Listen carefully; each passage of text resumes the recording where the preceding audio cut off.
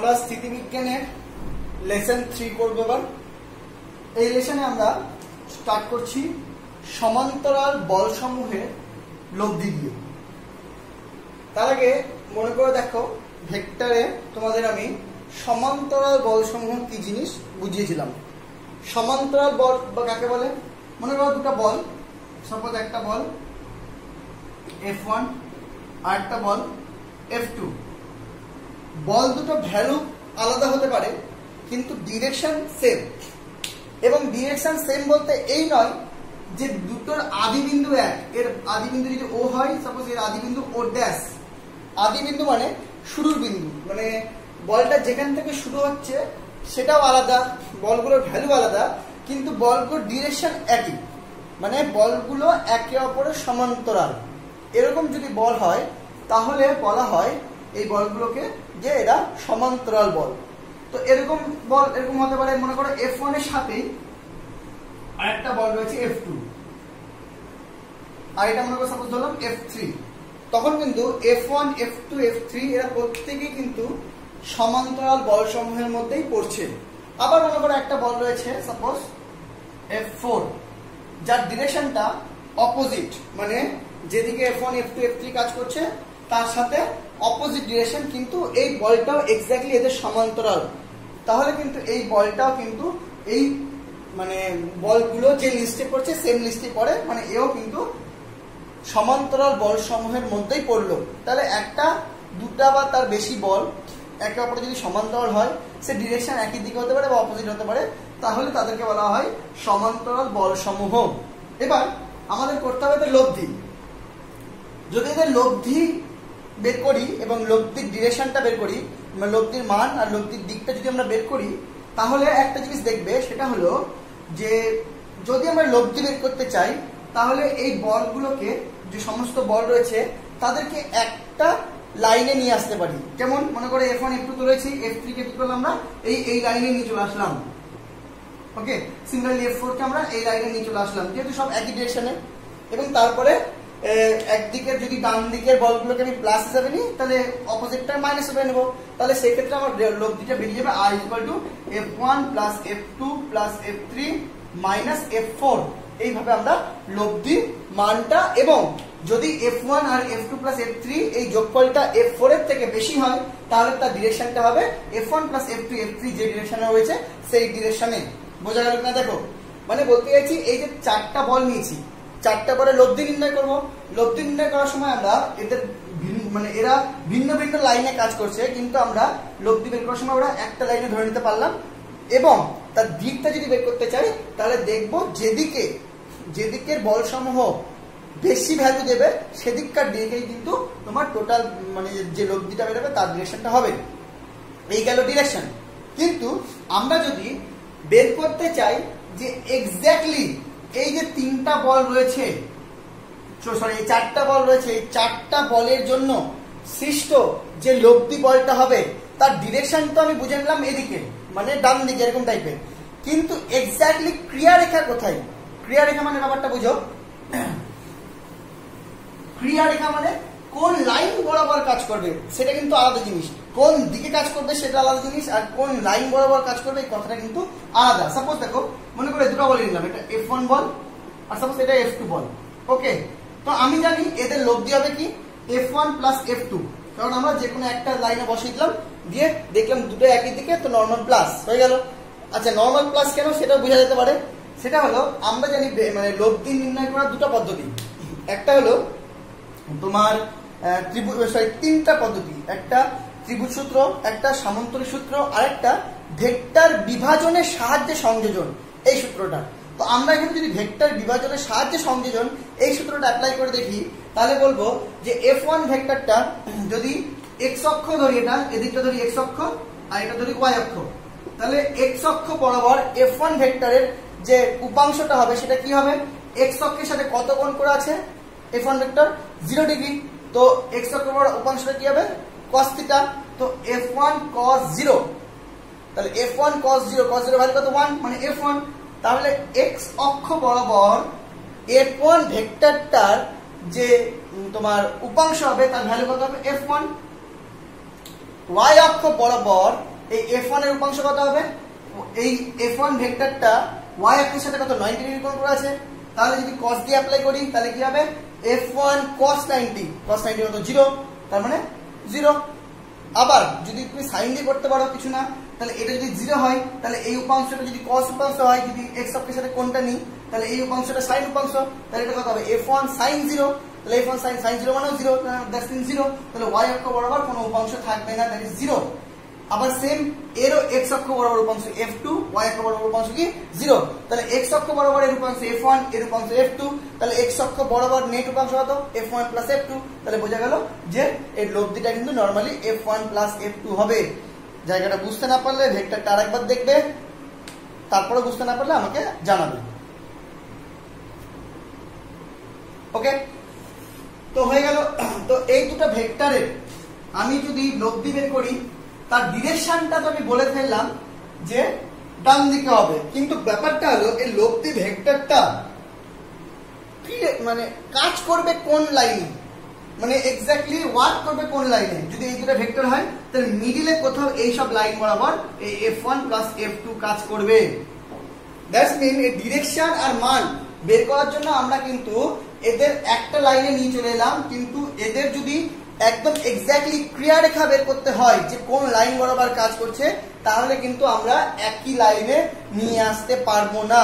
তখন এদের আলাদা আলাদা লাইনে রেখে আমাকে অন্য কোনো প্রসেসে এর ক্রিয়ারেখাটা বের করতে হবে।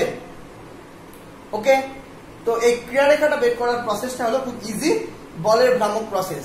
দেখিয়ে দিচ্ছি, মন দিয়ে দেখবে। হ্যাঁ, তো শুরু করছি। প্রথমে শুরু করি, মনে করো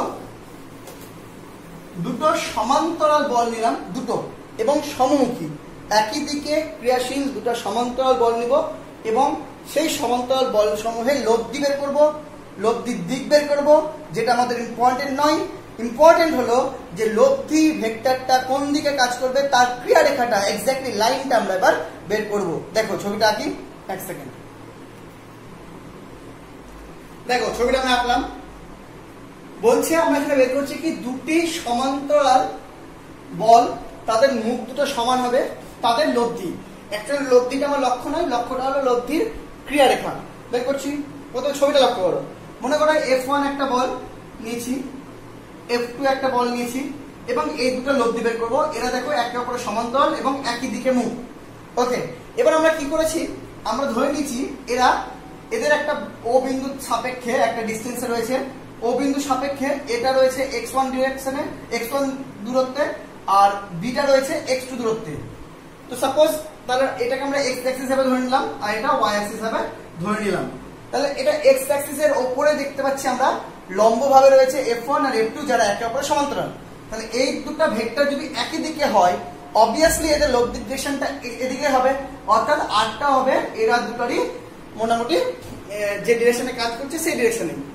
ওকে, সো আমরা আপাতত ধরে নিলাম যে আরটা সাপোজ এই সি বিন্দুতে কাজ করছে এবং সি বিন্দু থেকে যে লাইনটা গেছে এটাই হলো ওর ক্রিয়ারেখা। মানে আর এর ডিরেকশনটা আমি শিওর, যদি এই পয়েন্টে বসাই তাহলে উপরের দিকে হবে, এই পয়েন্টে বসাই তাহলে উপরের দিকে হবে। এবং ভ্যালুটা কত, ভ্যালুটা যদি সেম একইভাবে করি, F1 এর x অক্ষ বরাবর উপাংশ কত 0, এক্ষেত্রে কারণ y অক্ষের সাথে 0 ডিগ্রি কোণ করে রয়েছে, তাহলে y অক্ষ বরাবর উপাংশ কত F1, আর F2 y অক্ষ বরাবর উপাংশ কত F2, কিন্তু x অক্ষ বরাবর উপাংশ কত 0। সো y অক্ষ বরাবর খালি F1 আর F2 উপাংশ রয়েছে, অর্থাৎ y অক্ষ বরাবর খালি এদের লব্ধি বের হবে। সেই লব্ধিটা কত হবে, r equal to F1 plus F2। তাহলে লব্ধিটা পেয়ে গেলাম r equal to F1 plus F2 হয়ে গেল। তাহলে r equal to F1 plus F2 পেয়ে গেলাম, এবার ডিরেকশনও পেয়ে গেলাম উপরে। এবার আমার যেখানে মেইন যেটা করা সেটা হলো আমি এখান থেকে বের করতে চাইছি আর এর এক্স্যাক্টলি ক্রিয়ারেখাটা কি, মানে কোন লাইনে কাজ করছে। তার জন্য আমাদের হেল্প নিতে হবে বলের ভ্রামক। বলের ভ্রামক কেমন হয়, সিম্পল, সেটা হলো যে তোমার F1 বলটা যে ভ্রামক, F2 বলটার যে ভ্রামক, সেই দুটা বল মিলে যে মোট ভ্রামক আর আর এর বলের ভ্রামক সেম হওয়া উচিত। কারণ F1 আর F2 মিলে যে বলের ভ্রামকটা সৃষ্টি করবে আর যদি তাদের লব্ধি হয় তাহলে কিন্তু সে সেম পরিমাণ বলের ভ্রামক সৃষ্টি করবে। এবার বলের ভ্রামকের মধ্যে আমি জানি ডিসটেন্সটা পেয়ে যাব। ফলে যদি আমি বলে এই দুটার মোট বলের ভ্রামক আর এর সাথে সেটা যদি কম্পেয়ার করি, তাহলে কিন্তু আমরা এই এক্স্যাক্টলি সি পয়েন্টটা খুঁজে নিতে পারবো। তো আশা করি চলে আসি আমরা বলের ভ্রামক নিয়ে। তাহলে F1 এর যদি আমি বলের ভ্রামক দেখি তাহলে সেটা কত হবে? F1 into OA। যদি আমরা F2 এর বলের ভ্রামক দেখি তাহলে সেটা কত হবে? সেটা হবে আমাদের F2 into OB। ওকে, আর যদি আমরা যেটা আমাদের লব্ধি বেরিয়েছে তার বলের ভ্রামক দেখি তাহলে সেটা কত হবে? সেটা হবে R into OC। তাহলে অবশ্যই F1 into OA plus F2 into OB exactly equal to হওয়া উচিত R into OC। যদি এই কন্ডিশনটা স্যাটিসফাই করে তাহলে বলতে পারবো আর যে লাইনে কাজ করছে সেই লাইনটা এক্স্যাক্টলি এই বল দুটা লব্ধি ভেক্টরের লাইন, কারণ আমরা এই লাইনটাই খুঁজছি যে কোন লাইনে আরটা কাজ করবে। ওকে, মানে আমরা এই ওসিটাই খুঁজছি। দেখা যাক কি হয়। এবার দেখো মন দিয়ে, এবার আমরা কি করলাম মন দিয়ে দেখবে, F1 রাখলাম ইনটু OA। লক্ষ্য করো OA মানে এটা বলছে, OA কে আমি এভাবে বলতে পারি না, দেখো OA ইকুয়াল টু তোমার OC minus AC। OC minus AC করলে তো OA পেয়ে যাবো, এটাকে ভেঙে দিলাম তাহলে কি OC মাইনাস AC।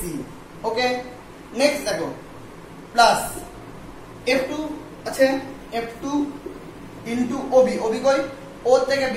OB কে লেখা যাবে না কত? OC plus BC। তাহলে এটাকে লিখলাম OC প্লাস BC। এইভাবে ভেঙে লিখলাম। এবার দেখো এবারে রয়েছে R। R মানে কি? F1 plus F2। তাহলে এটাকে ভেঙে লিখছি আমি F1 plus F2 into OC। এইভাবে লিখলাম। এবার আমি এদেরকে ভেঙে দিচ্ছি। F1 ইনটু এটা হয়ে যাবে F1 into OC minus F1 into AC plus F2 into OC plus F2 into BC। এদিকে F1 into OC plus F2 into OC। ওকে, এবার দেখো F1 ইনটু OC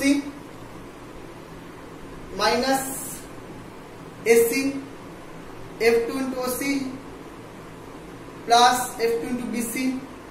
তাহলে F1 ইনটু OC এখানে রয়েছে একটা, আর F2 ইনটু OC রয়েছে। এবার দেখো কি করা যায়, F1 F2 OC, F2 OC কই কেটে যাচ্ছে, আর F1 দেখো F1 OC আর F1 OC সেম সেম কেটে যাবে, কেটে গেল। আর খুঁজে কিছু পাচ্ছে নাকি? হ্যাঁ দেখো F2 OC আর F2 OC সেম সেম কেটে গেল। বাঁচলো কি? উপরে লিখছি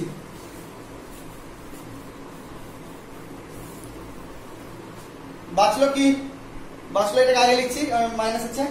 বাঁচলো হলো F2 BC minus F1 into AC, তাই তো?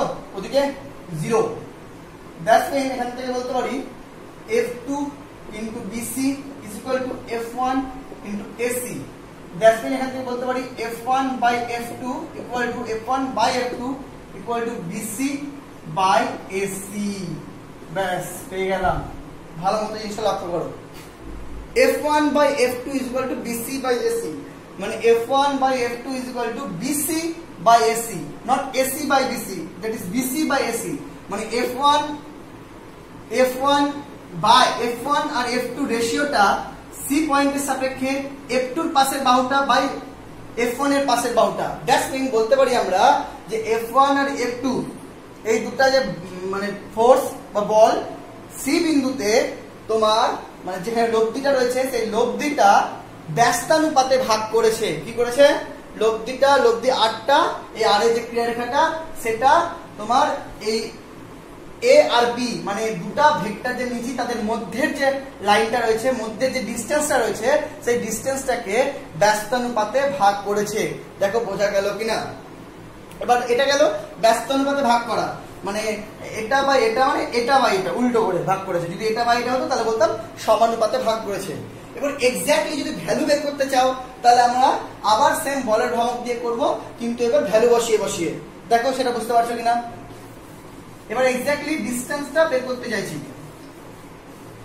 তাহলে আবার সেম প্রসেস আমরা নেব কি f1 ইনটু কি OA মানে x1 plus f2 into OB মানে x2 ইকুয়াল টু r মানে f1 plus f2 into x হয়ে গেল।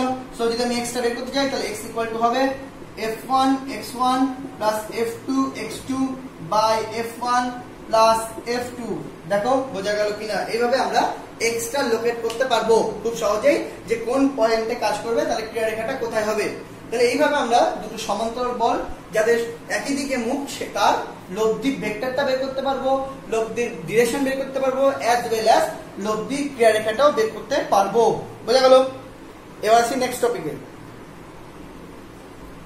এবার নেক্সট টপিকটা হলো তোমার দুটা বিপরীত যদি সমান্তরাল বল থাকে তাদের লব্ধি। দুটি বিপরীত সমান্তরাল বল এর লব্ধি। ওকে, তো দেখো দুটো আমি আবার ছবিটা এঁকে নিয়েছি। সেটা হলো যে একটা বল নিচ্ছি দেখো y অক্ষ বরাবর, একটা বল নিচ্ছি নেগেটিভ y অক্ষ বরাবর। তাদেরকে আমি বসিয়েছি x অক্ষের উপর, মানে x অক্ষের উপর বল দুটো লম্ব রয়েছে কিন্তু অবশ্যই একে অপরের সমান্তরাল। এবং তাদের লব্ধিটা আমি সি পয়েন্টে নিয়েছি, যেটা এই দুটোর বাইরে নিয়েছি।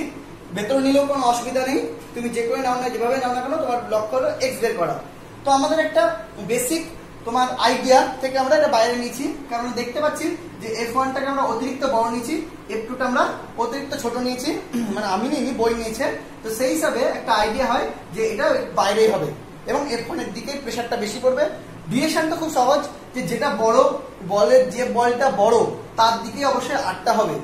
আর তোমার যদি লব্ধি মানটা বের করতে যাও তাও সহজ, এই দুটো বিন্দুকে একদিকে একটা পয়েন্টে নিয়ে চলে আসো, তাহলে এ পয়েন্টে নিয়ে চলে আসলাম, এ পয়েন্ট f1 উপরে একটু নিচে, তাহলে কি মাইনাস হবে। একই পয়েন্টে দুদিকে হলে সিম্পল মাইনাস করতে হয়, তাহলে লব্ধি r ইকুয়াল টু হবে f1 মাইনাস f2। এবং তুমি যদি তোমার সে কি করে এটাকে বিভাজন প্রক্রিয়াতেও করো তাহলেও এই মাইনাসই আসতে হবে। তুমি যেভাবে বুঝবে ভালো, ভেক্টরটা দেখে নেবে, ভেক্টরের বিভাজন পদ্ধতিতেও কিন্তু খুব সহজে এটা বের করা যায়। তো যাই হোক, তাহলে f1 মাইনাস f2 হয়ে গেল লব্ধিটা পেয়ে গেলাম, লব্ধির দিকও পেয়ে গেলাম যে y অক্ষ বরাবর হবে। এবার মেন কাজ হলো এই সি পয়েন্টটা খোঁজা, মানে ক্রিয়া রেখাটা খোঁজা কোন লাইনে কাজ করবে। Simple concept. আবার কিভাবে বলের ভ্রামক বের করতে হবে, বলের ভ্রামক বের করা স্টার্ট করে দাও। বলের ভ্রামক মানে কি, এই বলের ভ্রামক মিলে এই বলের ভ্রামক সেম হবে। শুধু এবার যদি এই বলটাকে আমরা পজিটিভ বল হিসেবে নিই, তাহলে এই বলটাকে আমাকে নেগেটিভ বল হিসেবে নিতে হবে। মানে কোন একটা কনসেপ্টে যদি এটাকে ধরি, এর ঘূর্ণনটা করবে মানে ক্লকওয়াইজ, অ্যান্টি ক্লকওয়াইজ। যদি এটাকেই ধরি অ্যাজ আলম্ব, যেখানে বলের লব্ধিটা কাজ করছে, তাহলে এই আলম্ব অনুযায়ী এটা যদি অ্যান্টি ক্লকওয়াইজ কাজ করে তাহলে এটা ক্লকওয়াইজ কাজ করবে, এভাবে ভাবতে পারো। বা এই বলটা যদি আপওয়ার্ড, এটা ডাউনওয়ার্ড, অর্থাৎ এটা যদি পজিটিভ ভ্রামক দেয় তাহলে এটা দেবে নেগেটিভ ভ্রামক। দুটা বল যদি দুটো ডিরেকশনে কাজ করে তাহলে অবশ্যই একটা ভ্রামক পজিটিভ হলে একটা ভ্রামক নেগেটিভ হবেই। তো যাই হোক, তাহলে আসা যাক। তো আমরা এবার বলের ভ্রামকটা বের করি। সিম্পল, কিভাবে বের করবো? f1 এর বলের ভ্রামক f1 into OA minus f2 বলের ভ্রামক f2 into OB, that is equal two এই দুটোর বলের ভ্রামকের মাইনাস যেটা রেজাল্ট, সেটা অবভিয়াসলি r এর বলের ভ্রামক হবে, that is equal two OC। দেখো বোঝা গেল কিনা? এবার যদি ভ্যালুটা বসিয়ে দিই, r is equal to f1 minus f2 into OC। ওকে, এবার OA আর OB কে যদি আমরা বের করে ফেলি তাহলে কি দাঁড়াচ্ছে? f1 ইন্টু OA, তাই তো? OA হয়েছে, ওকে করা যায় কি OA, তাহলে OC প্লাস AC কি হবে? OC প্লাস AC মাইনাস, এবার দেখি next f2 into OB, OC plus BC, okay complete, is equal to f1 into OC minus f2 into OC। ওকে, এবার ভেঙে দাও, f1 into OC plus f2, f1 into AC minus f2 into OC minus f2 into BC is equal to that. তাহলে এবার দেখো F1 BC কোথাও নিশ্চয়ই থাকবে, sorry এটা OC তো, সরি F1 OC কোথায় থাকবে, F1 AC কাটিয়ে গেল গচাত করিয়া। নেক্সট -F2 OC কাটিয়ে গেল, থাকিল না, তাহলে থাকিল কি F1 into AC minus F2 into BC is equal to 0. That is equal to F1 into AC equal to F2 into BC. That is equal to F1 by F2 is equal to F1 by F2 is equal to BC by AC. BC by AC. আবার দেখো F1 কই, F1 তার একপাশে হলো BC মানে এইটা, আর F2 এর পাশে কি হলো, F2 এর একপাশে হলো AC. দ্যাটস মিন এটাও সেম, এই বল দুটো সহ আমি একটা কি বলবো সি পর্যন্ত লাইন নিতে হবে। বল দুটো সহ আমরা যদি নিই সি পর্যন্ত, বল দুটো প্লাস সি পর্যন্ত যদি ডিসটেন্সটা নিয়ে নিই, তাহলে দেখব প্রথম বলটার জন্য হলো বিসি মানে সেকেন্ড বলের পয়েন্ট থেকে, আর দ্বিতীয় বলটার জন্য এসি মানে প্রথম বলের পয়েন্ট থেকে। এটাকে বলা হয় যে বল দুটোর জন্য যে লব্ধি বলটা তৈরি হলো তার ক্রিয়ারেখাটা এই যে লাইনটা মানে F1 আর F2 যে লাইন রয়েছে সেই লাইনটাকে বহির পর্যন্ত বাড়িয়ে তাকে ব্যস্তানুপাতে বহির্বিভক্ত করে। যাই হোক, এটা পেয়ে গেলাম আমরা বহির্বিভক্ত করা। এবার এক্স্যাক্টলি যদি ভ্যালুর দরকার পড়ে তাহলে তাও বেরিয়ে যাবে সিম্পলি, যে এক্স্যাক্টলি এক্সটা কোথায়, তাহলে সেটা হবে তোমার F1 into F1 into F1 into x1 minus F2 into x2 is equal to F1 plus F2 into x, that is equal to x equal to F1 into x1 minus F2 into x2 by F1 sorry minus F1 minus F2। তাহলে এইভাবে আমরা x টাও মানে কোথায় exactly পয়েন্টটা হবে সেটাও locate করতে পারবো। এইভাবে আমরা দুটো বিপরীত সমান্তরাল বলের লব্ধি বের করে ফেললাম। আমাদের নেক্সট টার্গেট হলো 2 এর বেশি 3টা বল।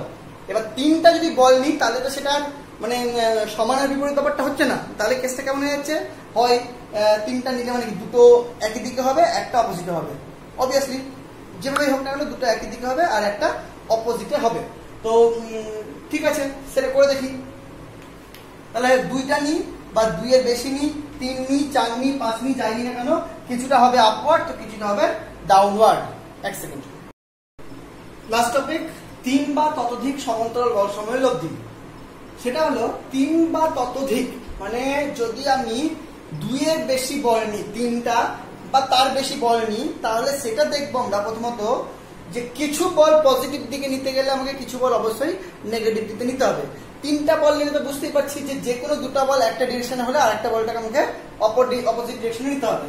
তো যাই হোক, তাদের যখন আমি লব্ধি বের করবো সেম প্রসেস সেম থিং, আমাকে আগে প্রত্যেকটা বলের ভ্রামক বের করতে হবে এবং সেটাকে এক্স্যাক্টলি যেটা লব্ধি আমরা পাবো তার সাথে সমান করতে হবে। এবার প্রশ্নটা হলো আমি 8টা উপরে লিখেছি কেন, সেই 8টাও তোমার নিচে লিখতে পারো, কোনো ব্যাপার না, ডিপেন্ড অন দা মানে কোন বলটা সব থেকে বেশি। যদি দেখা গেল F1 আর F2 সেম ডিরেকশন আছে, এদের সমষ্টি যদি F3 থেকে বেশি হয় তাহলে অবভিয়াসলি আর ডিরেকশন আপওয়ার্ড হবে। যদি দেখা গেল F3 বলটা F1 F2 যোগের থেকেও বেশি, দ্যাটস মিন সেক্ষেত্রে আর এর বলটা নিচের দিকে হবে। আমি একটা ধরে নিলাম যে F1 F2 যোগফলটা F3 থেকে বেশি, সেই জন্য উপরে নিয়েছি। এবার আমরা লব্ধিটা মানে ডিরেকশনটা বের করবো।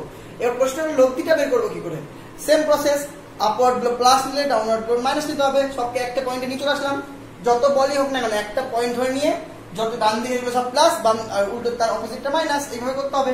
তো এক্স্যাক্টলি যদি আমি মানে ইন জেনারেল ধরি এবং অনেকগুলো এরকম বল আছে ধরি, তাহলে আমাকে এইভাবে লিখতে পারি যে লব্ধিটা আর ইকুয়াল টু হবে F1 plus F2 plus F3 plus F4 plus F5 plus dot dot dot. এগুলোর ক্ষেত্রে যেমন F3 টা আমি প্লাসে লিখেছি, এটা কিন্তু অ্যাকচুয়ালি এরকম ভাবনা যে F1 plus F2 plus minus of F3, মানে তোমার F3 টা ডিরেকশনটা ধরে নিতে হবে যে উল্টো দিকে আছে এটা মাইনাস, কিন্তু অ্যাজ এ আমি বললাম যে প্রত্যেকটা যে বলগুলো পাবো তাদের আমাকে কি করে দিতে হবে, লব্ধি করে দিতে হবে, মানে সাম করে দিতে হবে। তো এক কথা এটাকে যদি লিখতে চাই ডট ডটকে, আমি একটু আগেই শিখেছি আগের ক্লাসে যে যখনই একই রকমের জিনিসের এরকম যোগ হয়ে থাকবে তখন লেখা যায় এটাকে সামেশন। এটাকে লিখতে হবে সামেশন ওভার Fi। বোঝা গেল? তাহলে এটা যাবে summation over f I. So এই পেয়ে গেলাম লব্ধি বলটা। লব্ধি বলের ডিরেকশনটাও কি? ডিরেকশনটা সিম্পল। যদি আচ্ছা প্রথমত ধরে নিই যে যদি আমি এক্স অক্ষের সাথে লম্ব ওয়াই অক্ষের ডিরেকশনের বলগুলোকে ধনাত্মক ধরি, তাহলে অবভিয়াসলি যেটা ওয়াই অক্ষের অপোজিটে সেটাকে ধরবো ঋণাত্মক। এবার যদি দেখি যে ধনাত্মক বলগুলো যদি ঋণাত্মক বলটার থেকে বড় হয়, তাহলে লব্ধির ডিরেকশনটা ধনাত্মক দিকে হবে। আর যদি ঋণাত্মক বলটা ধনাত্মক বলগুলোর থেকে বড় হয়, তাহলে লব্ধির ডিরেকশন তোমার ঋণাত্মক দিক বরাবর হবে। হয়ে গেল, এইভাবে পেয়ে যাবো আমরা তোমার লব্ধি। তো এখানে আর মানে সেরকম ব্যস্ত অনুপাত বের করার দরকার নেই, কারণ এতগুলো ভ্রামকের কোনো রেশিও বেরোবে না। F1 F2 F3 প্রচুর থাকবে, রেশিও দুটোরই হয় F1 আর F2। তো এক্ষেত্রে আমরা ডাইরেক্ট খালি এক্সটা বের করবো যে এই এক্সটা কি হবে। তো সিম্পল বলের ভ্রামক স্টাইলে করবো। কিভাবে? যে আমরা লিখতে পারি F1 into x1 plus F2 into x2 plus F3 into x3 plus F4 into x4 plus dot dot dot এরকম সমস্ত কিছুর যদি ভ্রামকটা বের করে নিই, এখানে কিন্তু সমস্ত আমি প্লাস দিয়ে করলাম, এজ এ সামেশন নিচ্ছি, এবং কোনো ভেক্টর যদি অপোজিট ডিরেকশন হয় সেটা মাইনাস হয়ে যাবে, এটা ভেবে নিয়ে করতে হবে। ইজ ইকুয়াল টু হবে কি একেবারে টোটাল লব্ধি আর ইন্টু এক্স। সো এখান থেকে বলতে পারি x equal to summation over, এটা যদি নিই summation over f i x i প্রত্যেকটা হয়ে গেল ডিভাইডেড বাই আর, অথবা summation over f i x i divided by summation over f i. দেখো বোঝা গেল কিনা? আর মানে কি সামেশন ওভার এফ আই। তাহলে এইভাবে আমরা তিনের বেশি বলের লব্ধি যে কোন পয়েন্টে হবে তার ক্রিয়ারেখাটা বের করতে পারবো। তাহলে আমরা মোটামুটি দুটো সমান্তরাল বলের লব্ধি বা দুইয়ের বেশি সমান্তরাল বলের লব্ধি নির্ণয় করতে শিখলাম। পরের ক্লাসে আমরা যেটা শিখবো সেটা হলো সাম্যাবস্থা। খুব ইম্পর্টেন্ট। যদি একটা বস্তুর উপর দুটো বল কাজ করে দুটো ডিরেকশনে, তাহলে সেই দুটো বলের এক্স্যাক্টলি কি ভ্যালু হতে গেলে বা ডিরেকশন কি হতে গেলে বস্তুটা সাম্যাবস্থায় থাকবে, অথবা এই একটা বস্তুর উপর তিনটা যদি বল কাজ করে তাহলে বলগুলোর ভ্যালু কি হওয়া উচিত এবং ডিরেকশন কি হওয়া উচিত যাতে এই বস্তুটা সাম্যাবস্থায় থাকবে, সেই সাম্যাবস্থা নিয়ে আমরা পড়বো। এবং সেখানে কিছু চারটা সূত্র রয়েছে, তার মধ্যে ল্যামির উপপাদ্য নামে একটা উপপাদ্য রয়েছে যেটা সব থেকে ইম্পর্টেন্ট, যেটা আমরা পরের ক্লাসে শিখবো। আজকের জন্য এখানেই, থ্যাংক ইউ।